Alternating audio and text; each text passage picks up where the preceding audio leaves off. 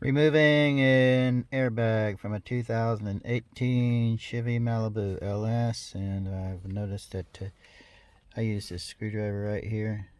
There's a hole on each side. Push it up in there, and I don't know if you can see it. Let me get this thing here. You see it pushes up on the spring right there, releases it. Goes up at an angle. It's one on each side.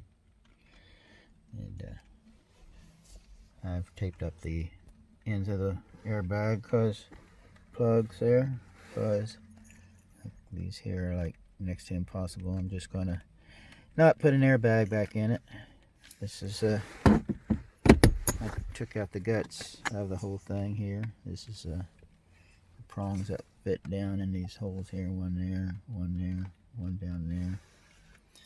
I just took the cover off of it, and I'm going to seal this up and make it so it's almost not noticeable.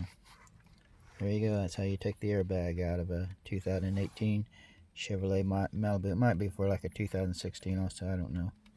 Anyway, and 17 also. So that's how I figured it out. Thanks for watching. Bye.